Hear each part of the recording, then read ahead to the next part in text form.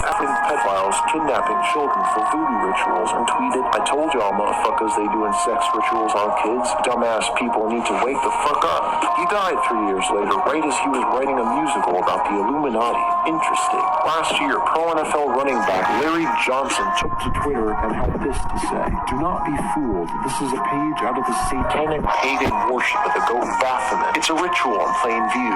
Luciferian doctrine incorporates esoteric beliefs of alternate personalities, light and dark, good and evil." Exactly right. He's referring to the concept of duality that's so dear to many secret societies and occult orders. In another tweet, Johnson says, "I'm sorry it's hard for you to swallow that top-tier professional athletes this generation are flirting with secret society and mystery Babylonian religions, Baal and Baphomet, that include disgusting sacrifices. But it's not just professional athletes flirting with mystery religions and ritual sacrifices. Everybody in the entertainment industry is getting in on it, and they sure as hell don't have any reservations in showing it. Here's some more disturbing celebrity tweets, like from Rainn Wilson. "Beautiful day for ritual sacrification of a virgin. Anthony Jeselnik. Again, I will never understand how a mother can kill her own baby and not get away with it. B-movie maestro Lloyd Kaufman. Foxy and I don't just follow that horror. We sacrifice small children to her. I love videology, but Friday I have a long-standing satanic baby sacrifice to attend." Here's pictures of horned guests from the 2017 Vogue Ball, and here's some pictures from the 2018 UNICEF Ball. Now here we have Celine Dion in an ad she did where she's promoting a gender-neutral clothing line. Here we see a baby wearing a onesie that says New Order, as in New World Order. Now what company was this advert for? A top-of-the-line clothing company called New that is very popular among celebrities. On their website we see Christina Aguilera, Hilary Duff, and John Legend and Chrissy Teigen in promo pics. Now this company has other promo pics of children that exemplify everything that is wrong in the upper class. This girl is wearing a shirt that says hoe on it, which everyone knows is slang for a prostitute. These two little girls are under a sign that says, "Let's get physical," a common euphemism for sex. These two kids are wearing outfits with handprints on them, which really gives the vibe of people touching children. They also got the usual symbols: goat heads, horns, black and white patterns, and of course, the one eye sign. And this is from a clothing line that's popular in Hollywood. Of course it is. There's also a French basket company called Ball and Tannet, which features relatively innocent pictures of children. Nothing wrong here, well, except for the fact that Ball and Tannet are ancient Babylonian deities that were worshipped through child sacrifice. This company definitely needs to be scrutinized and looked into. If you want even more occult symbolism, then look no further than the Instagram of Asia Argento, the woman who spearheaded #MeToo, until she had her own accuser in the form of a teenage boy, of course. Funny I should mention that though, because here's the first pic from her gram. A grown woman undressing a teenage boy.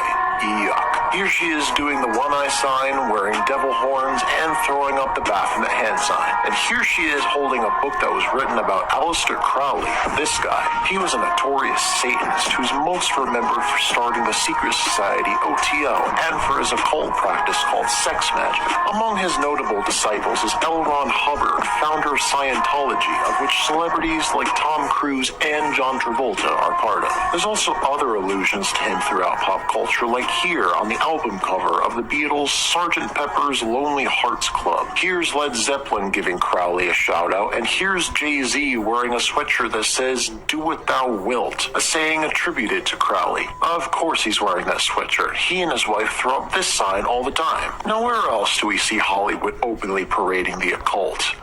Now the subject shall bathe in the blood of a gifted turtle. This will make your show irresistible to viewers.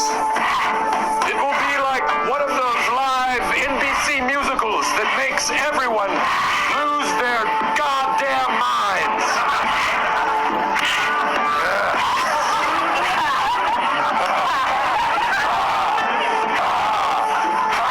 A man was smeared in blood on live TV, and the audience members just sat there and laughed. Because that is how ignorant we the people have been. We do not take into consideration the true meaning of what's shown to us on our screens. And this is why they feel safe, openly betraying their sick traditions. Ready to go further down the rabbit hole? Oh yeah, there's another abhorrent practice that the elites of society seem fairly into: cannibalism. And for those of you who have paid attention, you should not be at all surprised by this, for we've seen how they indulge things like pedophilia and Satanism. Is it really that hard to believe that they would sink any lower than that? We go now to an event hosted by Serbian body artist Marina Abramovic, a woman known for her rather unusual body of work, to put it lightly. Despite not being a household name, she's very well known amongst the upper class of society, having Jay-Z, Lady Gaga, James Franco, and Kim Kardashian among her acquaintances.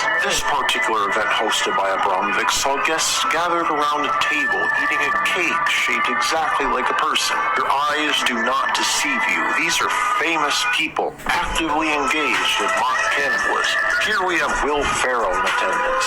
Of course he is. He's the guy that brought us these absolute gems.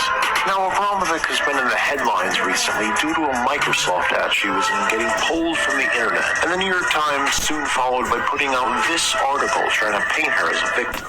In the article, Abramovic claims that she's an artist, not a Satanist. Yeah, not too sure about that. These images of her and her work certainly seem to suggest otherwise. And her handle on Twitter was Abramovic666, for crying out loud. You wouldn't do something like that unless you had, at the very least, an affinity for Satanism. Now, as you probably expected, there's other places where Hollywood hides its cannibal culture in plain sight. In even more truly abhorrent tweets, The Office actor Rainn Wilson said to the world, "What about human baby meat? Retweet what I should eat for dinner? I'm thinking pasta." Joke: how many clowns does it take to screw in a light bulb?